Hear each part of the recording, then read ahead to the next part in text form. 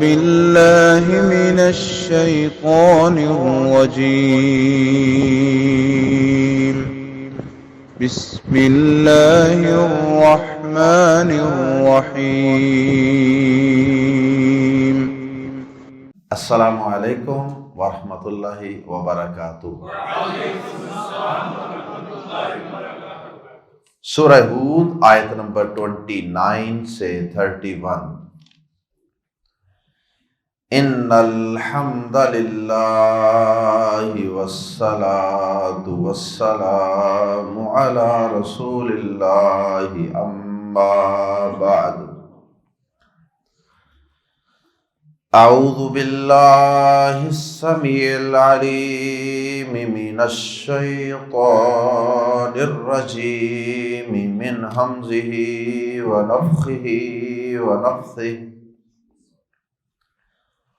وَيَا قَوْمِ لَا أَسْأَلُكُمْ عَلَيْهِ مَالًا إِنْ أَجْرِيَ إِلَّا عَلَى اللَّهِ وَمَا أَنَا بِطَارِدِ الَّذِينَ آمَنُوا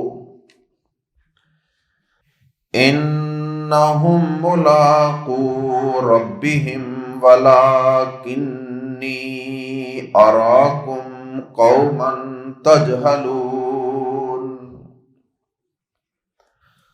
وَيَا قَوْمِ مَنْ يَنْصُرُنِي مِنَ اللَّهِ إِنْ طَرَدتُّهُمْ أَفَلَا تَذَكَّرُونَ۔ وَلَا أَقُولُ لَكُمْ عِنْدِي خَزَائِنُ اللَّهِ وَلَا أَعْلَمُ الْغَيْبَ وَلَا أَقُولُ إِنِّي مَلَكٌ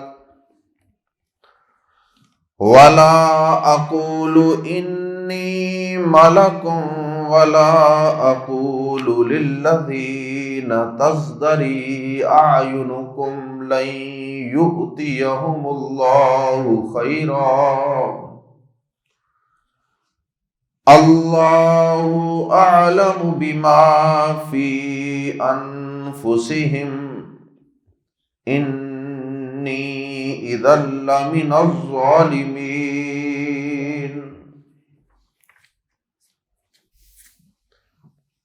ہر دور میں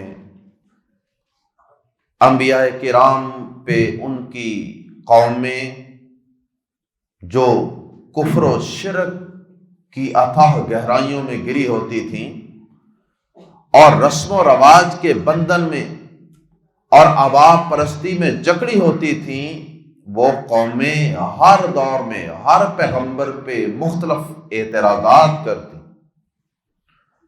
بلکہ اعتراض برائے اعتراض کرتی،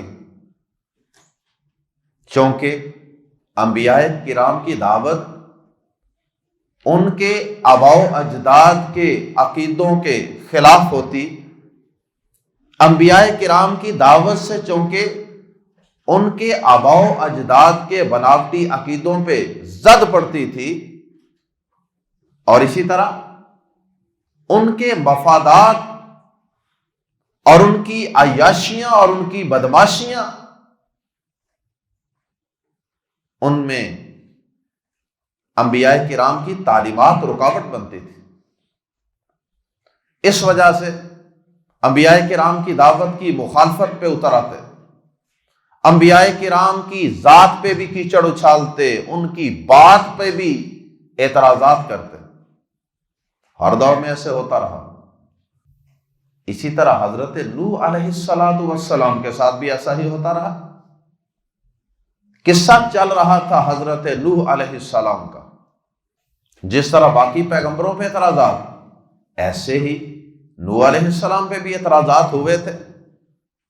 بلکہ نوح علیہ السلام تو باقاعدہ پہلے رسول تھے جو انسانیت کی طرف ان کو شرک سے، کفر سے نکالنے کے لیے مبعوث کیے گئے۔ نوح علیہ السلام کے بعد آنے والے پیغمبروں کے ساتھ بھی یہی معاملہ چلتا رہا۔ کبھی کہتے کہ آپ کیسے رسول ہو سکتے ہیں، آپ تو ہمارے جیسے بشر انسان ہیں، ہماری طرح کھاتے پیتے ہیں، بازاروں میں چلتے پھرتے ہیں۔ سورۃ الفرقان سورہ بنی اسرائیل، اور کبھی کہتے کہ آپ کو ہم پہ کوئی برتری اور فضیلت حاصل نہیں ہے۔ اللہ پاک کو ان دو بستیوں میں سے یا اس پورے ایریے میں سے اللہ پاک کو کوئی بڑا اور عظیم المرتبت انسان نہیں میرا نبوت اور رسالت کے لیے، نعوذ باللہ من ذالک۔ بہرحال بڑا ہونے کا بھی ان کا کوئی اپنا ہی معیار تھا۔ وہ کردار کے لحاظ سے اور عمل و کردار اور سچائی کے لحاظ سے کسی کو بڑا چھوٹا نہیں سمجھتے تھے، وہ دنیاوی سٹیٹس کے اعتبار سے بڑا سمجھتے تھے۔ کبھی کہتے کہ اگر آپ اللہ کے سچے رسول ہیں تو پھر آپ اس پہاڑ کو سونے کا بنا کے دکھا دیجیے، ابھی ہمارے سامنے اوپر سے فرشتہ بلائیے جو ہمیں اللہ کا پیغام ہمارے سامنے پڑھ کر سنائے۔ اور کبھی کہتے اگر آپ ہمیں ضرور ہی اللہ کا پیغام سنانا چاہتے ہیں نا تو یہ جو آپ کے ارد گرد ماڑے کمزور قسم کے لوگ بیٹھتے ہیں نا، ان کو یہاں سے اٹھا دیجیے، پھر ہم آپ کے پاس بیٹھیں گے،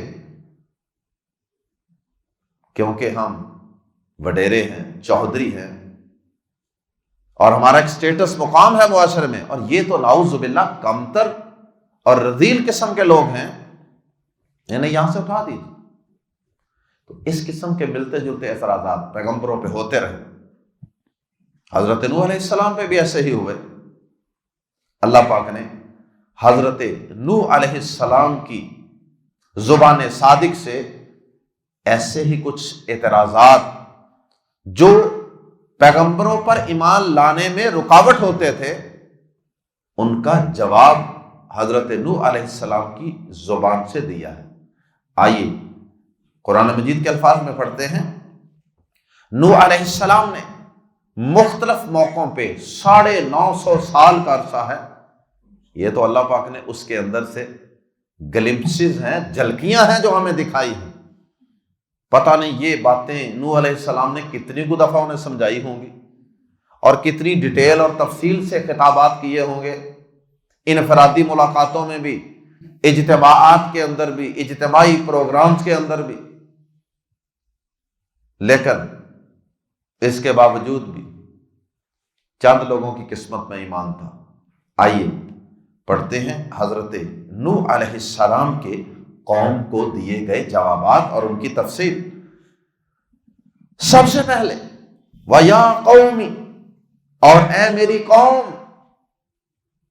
سب سے پہلے جملے میں نوح علیہ السلام نے ان کو اپنی خیر خواہی کا یقین دلایا کہ بعض لوگوں کے ذہنوں کے اندر یہ سوال ہوتا ہے کہ یہ شخص ہمیں جو توحید کی دعوت دے رہا ہے، بار بار ہمیں نماز کی، قرآن کی، اسلام کی، دین کی دعوت دے رہا ہے، پتہ نہیں اس کا کوئی مفاد ہے، اس کا کوئی فائدہ لگتا ہے اس میں۔ تو سب سے پہلے نوح علیہ السلام نے اس اعتراض اور اس کنفیوژن کو دور کیا۔ اے میری قوم، میں نے اس نبوت و رسالت کا کوئی دعویٰ اس لیے نہیں کر دیا کہ میں تم سے کوئی مال بٹورنا چاہتا ہوں، میرا قطعاً ایسا کوئی مفاد نہیں ہے۔ تم خود سوچ لو، دیکھ لو کہ میں نے کبھی تم سے مال کا مطالبہ کیا؟ وَيَا قَوْمِ، قومی کی میم کے آخر میں چھوٹی یا تھی جو اکثر عربی زبان میں حذف کر دی جاتی ہے آخر سے، اور اس کی پیچھے بچ جانے والی علامت ہوتی ہے زیر۔ یا قومی کے نیچے جو زیر ہے نا، وہ بتا رہی ہے کہ اس کے آخر میں یا تھی، اس لیے ہم اس کا ترجمہ کریں گے اے میری قوم، یا قومی، یا پڑھیں گے نہیں لیکن ہے اصل میں اس طرح، یا قومی، اے میری قوم۔ اور اگر یہ یوں ہوتا یا قوم پیش ہوتی نا اوپر، پھر اس کا ترجمہ ہونا تھا اے قوم، تو اب زیر ہے تو یہ چھوٹی یا کی علامت ہے، اس لیے یا قومی، اے میری قوم۔ دونوں الفاظ میں فرق سمجھ آ گئی، یا قوم اے قوم، اور یا قومی اے میری قوم۔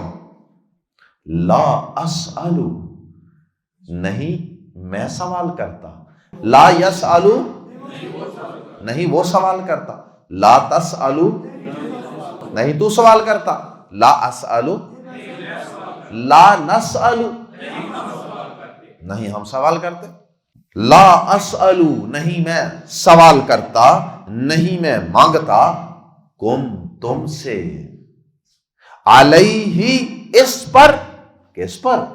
اس نبوت و رسالت کی ذمہ داری کو ادا کرنے پر، اس دعوت توحید اور دعوت دین پر، مالن کسی قسم کے مال کا، مالن نکرہ ہے اس لیے ہم ترجمہ کر رہے ہیں کسی بھی قسم کے مال کا، سونا چاندی یا کوئی فصل، کسی شکل میں بھی میں تم سے کوئی مال ویلتھ نہیں مانگ رہا، اس کا سوال نہیں کر رہا۔ اللہ اکبر۔ بعض لوگوں نے ایسی ہی آیات سے یہ مفہوم نکال لیا کہ یہ جو بیچارے مسجدوں کے امام ہوتے ہیں نا، کہتے ہیں جی ان کے لیے تنخواہ لینا جائز نہیں، تو اس آیت سے یہ بات نہیں نکلتی۔ پہلی بات تو یہ ہے کہ یہ بات ایک خاص سیاق و سباق میں ہو رہی ہے، ان کو صرف یہ بتانا مقصود ہے کہ کہیں تم یہ نہ سمجھ لینا اس لیے میری دعوت کا انکار نہ کر دینا کہ یہ تو اپنے مالی مفاد کے لیے سارا کچھ کر رہا ہے، تو اپنے مخلص ہونے کا انہیں یقین دلایا۔ دوسرا، وہ تو ابھی پیغمبر کو مانتے نہیں ہیں نا، کافر ہیں، کافروں سے تنخواہ تھوڑی لینی تھی۔ تو یہ تو جو مسجدوں کے امام ہوتے ہیں بیچارے کمزور ہوتے ہیں معاشی طور پہ، تو اگر ہم ان کے ساتھ تعاون نہیں کریں گے تو پھر مسجد میں امامت کی ذمہ داری، دین کی خدمت کی ذمہ داری کون ادا کرے گا؟ پھر وہ بھی اپنے کاروبار بزنس شروع کر لیں۔ تو ہماری حالت تو یہ ہے کہ اگر کبھی امام صاحب نہ ہوں تو ہمیں جماعت بھی نہیں کروانی آتی، کوئی بندہ آگے ہونے کو تیار نہیں ہوتا۔ تو یہاں معاملہ اور ہے، یہاں ان کے پیچھے جو فالوورز ہیں نماز پڑھنے والے وہ مسلمان ہیں۔ اور دوسری بات یہ ہے کہ وہ بیچارے کوئی جماعت کروانے سے پہلے آپ سے مطالبہ نہیں کرتے کہ آپ ہمیں یہ پیسے دیں گے تو جماعت کروانی۔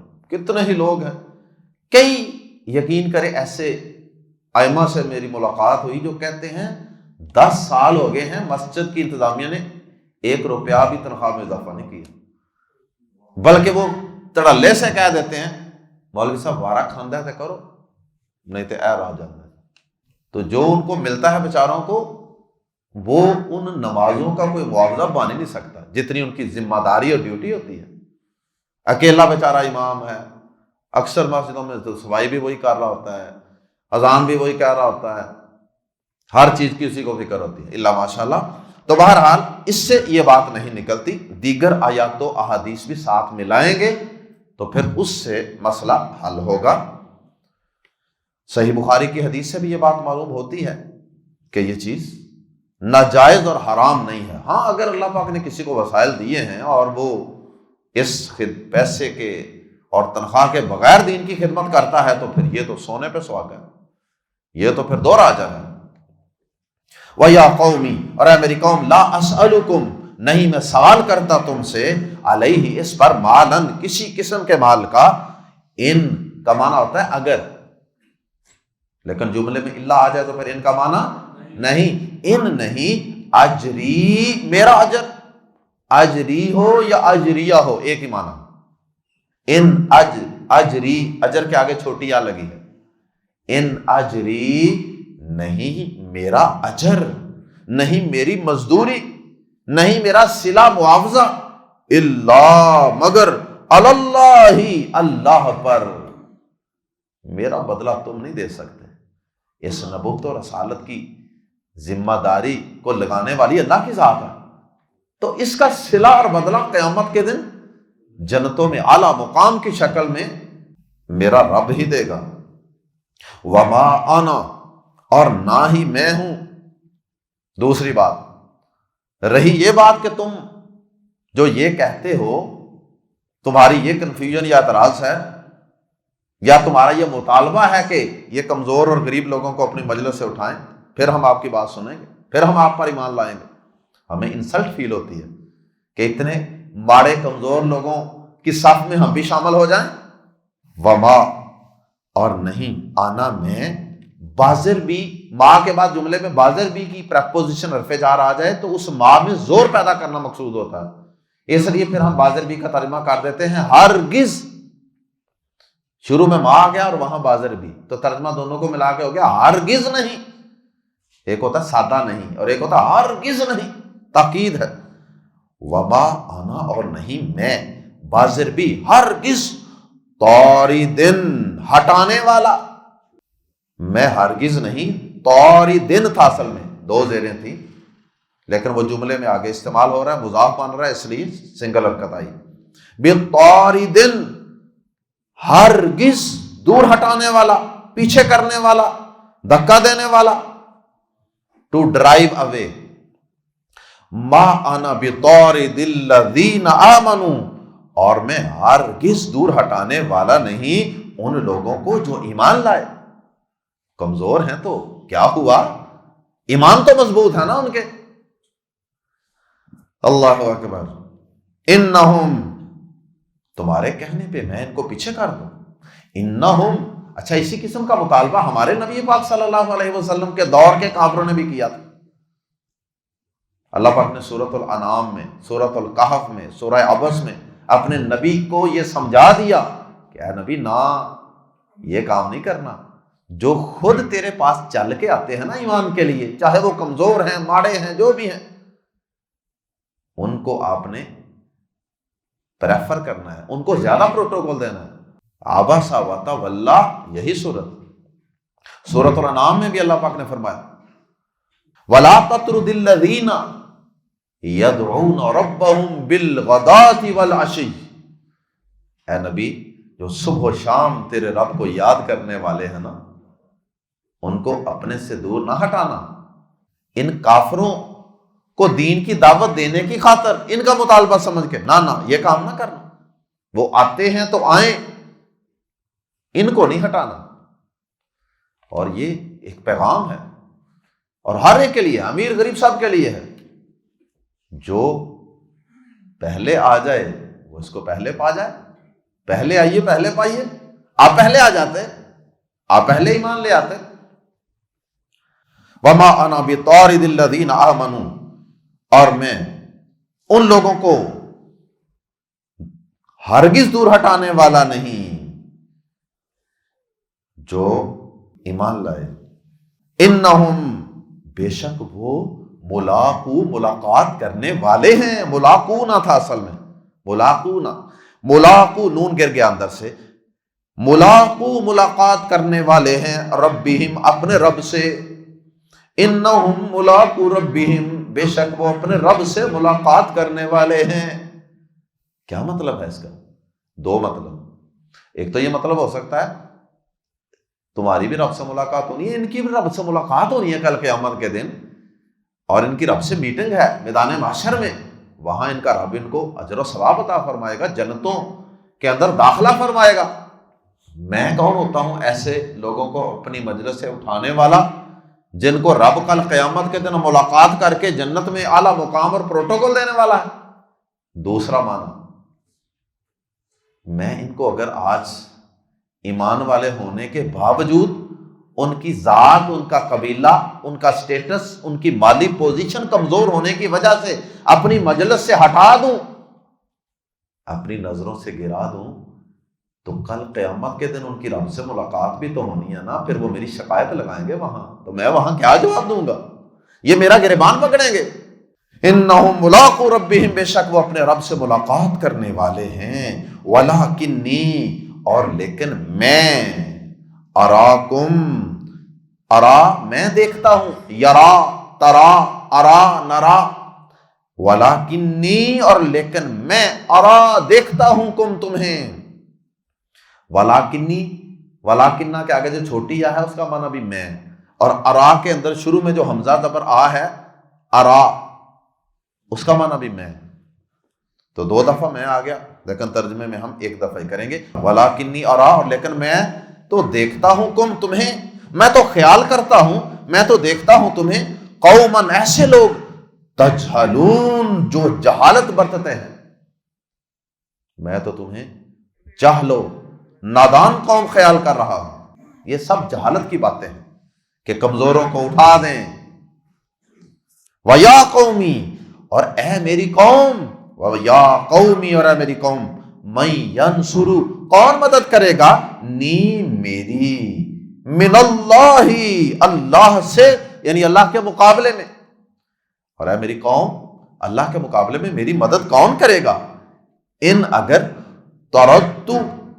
تردو میں دور ہٹا دوں، تردہ تو دور ہٹا دے، تردو میں دور ہٹا دوں، تردنا ہم دور ہٹا دیں، ان تردو اگر میں دور ہٹا دوں، ہم انہیں، اے میری قوم، اگر میں ان ایمان والوں کو صرف مارے کمزور ہونے کی وجہ سے دور ہٹا دوں، تو پھر اللہ کے مقابلے میں کل قیامت کے دن میری مدد کون کرے گا، مجھے کون بچائے گا اللہ کی پکڑ سے؟ انہوں نے تو رب سے کل کو ملاقات کر کے میری شکایت لگا دینی۔ یہاں پر ان لوگوں کے لیے بھی لمحہ فکریہ ہے جو اپنے بچوں بچیوں کے لیے نیک صالح پارسا متقی پرہیز دیندار لوگوں کے رشتے صرف اس لیے ٹھکرا دیتے ہیں، ان کو اپنے سے ہٹا دیتے ہیں کہ وہ کمزور ہیں، وہ کمی ہیں، وہ نچلی ذات کے ہیں، وہ مالی اعتبار سے بہت کمزور ہیں، وغیرہ وغیرہ۔ سوچنا چاہیے، افلا تو کیا نہیں، تذکرون، آفا تو کیا، فا کا ترجمہ پہلے آ کا بعد میں ہوتا ہے اردو میں، آ فا تو، فا کا معنی تو، آ کیا تو کیا، لا نہیں، تذکرون تم نصیحت حاصل کرتے، تو کیا تم نصیحت حاصل نہیں کرتے ان باتوں سے؟ پھر بھی یہ مطالبہ کیے جاتے ہیں کہ ان کو اٹھائیں پھر ہمیں بلائیں۔ اور رہی یہ بات کہ تم کہتے ہو کہ جی میں تمہارے جیسے بشر ہوں، تمہاری جیسے طرح کھاتا پیتا ہوں، بازاروں میں چلتا پھرتا ہوں، کوئی خاص کو پروٹوکول نہیں میرا، تو ہاں تمہاری بات ٹھیک ہے، میرے پاس کوئی ایسے خدائی اختیارات نہیں ہیں، اور نہ ہی کسی پیغمبر رسول کے پاس اس کی نبوت اور رسالت کی دلیل کے طور پہ کوئی خدائی اختیارات ہوتے ہیں کہ اس کے پاس کوئی نعوذ باللہ کوئی چھو منتر ہوتا ہے، جب مرضی جو چاہے کر کے دکھا دے۔ ایسا نہیں ہوتا۔ اللہ پاک نے ہاں اپنے پیغمبروں کو، انبیاء کرام کو کچھ معجزات عطا فرمائے ہوتے ہیں، وہ معجزہ بھی اللہ کی مرضی سے ظاہر ہوتا ہے، جب اللہ چاہے، جتنی دیر تک چاہے ظاہر ہوتا ہے۔ لیکن یہ بات سمجھ لینا کہ اب کوئی نبی رسول ایسا ہونا چاہیے جس کے پاس زمین و آسمان کے سارے خزانوں کی چابیاں ہوں، سارے تخت، ساری حکومتیں، سارے اقتدار، عزت، بے عزتی اور علم غیب، ہر چیز اس کے پاس ہو، یا وہ فرشتہ ہو، انسان نہ ہو۔ یہ ساری باتیں درست نہیں ہیں، یہ تمہاری سوچ غلط ہے۔ میں ایسے کسی اختیار کا مالک نہیں، میں البتہ ایک اللہ کا بھیجا ہوا، اللہ کا پیغام رسا ہوں۔ میں نے یہ دعویٰ کیا کب ہے؟ یا تو میں نے یہ دعویٰ کیا ہو تو نبی رسول تو ایسے دعوے کرتے بھی نہیں ہیں، وہ تو یہی کہتے ہیں کہ میں ڈرانے والا ہوں، میں تمہیں خوشخبری دینے والا ہوں، میں اللہ کا پیغام پہنچانے والا ہوں، بس۔ ولا، اور نہ ہی اقول، میں کہتا ہوں، یقول، تقول، اقول، نقول، ولا اقول، اور نہ میں کہتا ہوں، لکم، تم سے، عندی، میرے پاس ہیں، خزائن اللہ، اللہ کے خزانے، مال کے، دولت کے، عزتوں کے، اولاد کے، یہ سارے خزانے اللہ کے۔ میں تو نہیں کہتا کہ میرے پاس اللہ کے خزانے۔ ولا، اور نہ ہی اعلم، میں جانتا ہوں، الغیب، غیب، نہ ہی میں نے کبھی کوئی ایسا دعویٰ کیا ہے کہ میں انسین چیزوں کو، غیب کو جانتا ہوں۔ ولا اقول، اور نہ ہی میں یہ کہتا ہوں، انی ملکن، بے شک میں فرشتہ ہوں، میں تو یہ بھی دعویٰ نہیں کرتا، میں تو برملا کہتا ہوں کہ میں بشر الرسول ہوں۔ اللہ اکبر۔ اور اس قسم کی باتیں اللہ پاک نے اپنے نبی پاک صلی اللہ علیہ وسلم جناب محمد رسول اللہ صلی اللہ علیہ وسلم سے بھی کہلوائی ہیں سورۃ الانعام، وَلَا أَقُولُ، اور نہ ہی میں کہتا ہوں، لِلَّذِينَ، ان لوگوں کے لیے یا ان لوگوں کے بارے میں، تزدری کا معنی عیب لگاتی ہیں یا حقیر خیال کرتی ہیں، اعین، آنکھیں، عین کی جمع اعین، اعین، آنکھیں کم تمہاری، اور نہ ہی میں ان لوگوں کے بارے میں کہتا ہوں جنہیں تمہاری آنکھیں حقیر سمجھتی ہیں، کمتر خیال کرتی ہیں، وہ ایمان والے کمزور لوگ، نہ ہی میں ان کے بارے میں کوئی ایسی بات کرتا ہوں کہ لن یؤتیا، ہرگز نہیں دے گا ہم انہیں اللہ خیرن، کوئی بلائی، اور نہ ہی میں ان کے بارے میں یہ کہتا ہوں کہ اللہ انہیں بلائی نہیں عطا کرے گا۔ میں تو ان کا معاملہ اللہ پہ چھوڑتا ہوں، میں تو ظاہر کا پابند ہوں، اللہ اعلم، خوب جانتا ہے، زیادہ جاننے والا ہے، اعلم کمپیریٹیو ڈگری ہے، اللہ اعلم، اللہ زیادہ جاننے والا ہے بازر بھی کو، کس چیز کو، ما جو کچھ فی انفسہم، جو ان کے دلوں میں ہے۔ میں ظاہر کا پابند ہوں۔ اگر تم یہ کہتے ہو نا یہ ماڑے کمزور لوگ ہیں، بس آپ کے پاس بس مالی مفاد کے لیے آئے ہیں، یا آپ کے پاس اس لیے آئے ہیں کہ چلو کوئی عزت مقام بنے گا، تو میں تو ان کے بارے میں کم از کم ایسی بدگمانی نہیں کر سکتا۔ ان کا معاملہ اللہ کے ساتھ، اللہ ان کے دلوں کی حالت کو جانتا ہے۔ انی، بے شک میں، اگر میں بھی تمہاری طرح ان کے دل پر حملہ کر دوں اور کہہ دوں وہ کسی مفاد کے لیے آئے ہیں ماڑے لوگ میرے پاس، انی، بے شک میں، اذن، تب یا اس وقت، لمزہ پر لا، یقیناً، من الظالمین، ظالموں میں سے ہو جاؤں گا۔ اللہ ہمیں کمزوروں کی عزت کرنے کی، کمزوروں سے محبت کرنے کی، کمزور ایمان والوں کو قریب کرنے کی توفیق عطا فرمائے۔ اللہ ہمیں انبیاء کرام کی دعوت کو سمجھنے کی اور اس پہ لبیک کہنے کی توفیق عطا فرمائے۔ اللہ ہمیں بھی نوح علیہ السلام کی طرح دعوت کا، تبلیغ کا کام استقامت کے ساتھ، مستقل مزاجی کے ساتھ، لوگوں کے اعتراضات کے باوجود جاری و ساری رکھنے کی توفیق عطا فرمائے۔ سبحانک اللہم و بحمدک، اشہد ان لا الہ الا انت، استغفرک و اتوب الیک۔